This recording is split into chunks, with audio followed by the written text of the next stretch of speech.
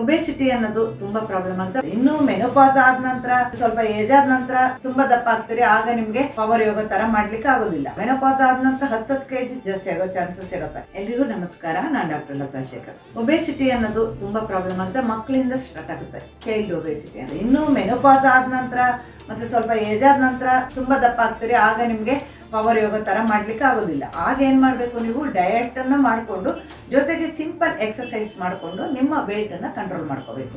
ಮುರುಗನ ಹುಳಿ ಅಂತ ಹೇಳ್ತಿದ್ವಿ, ಅದರದ್ದು ಸ್ವಲ್ಪ ನೆನೆಸಿ ಆ ರಸ ಕುಡಿಯೋದು, ಮತ್ತೆ ಲೆಮನ್ ಜ್ಯೂಸ್, ಹನಿ ಆ ತರ ತಗೊಳ್ಳೋದು. ಈ ರೀತಿ 1 ಹೊತ್ತು ಊಟ ಬಿಟ್ಟು ಇಂಟರ್ಮಿಟೆಂಟ್ ಫಾಸ್ಟಿಂಗ್ ಮಾಡೋದು. ನಮ್ಮ 1 kg ತೂಕ ಹೆಚ್ಚಾದಾಗ ನಿಮ್ಗೆ ಕಾನ್ಶಿಯಸ್ ಇರಬೇಕು, ನಾನು ಕಡಿಮೆ ಆಗ್ಬೇಕು ಅಂತ.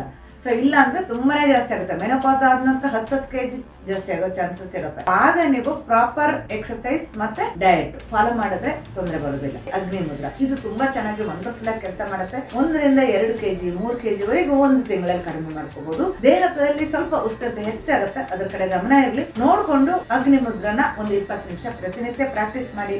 ಸೊ ಇದೆಲ್ಲ ನಿಮ್ಗೆ ನೈಸರ್ಗಿಕ ಚಿಕಿತ್ಸೆ. ಸೊ ಇದರಿಂದ ಖಂಡಿತ ಒಳ್ಳೇದಾಗುತ್ತೆ. ಎಲ್ರಿಗೂ ಒಳ್ಳೇದಾಗ್ಲಿ.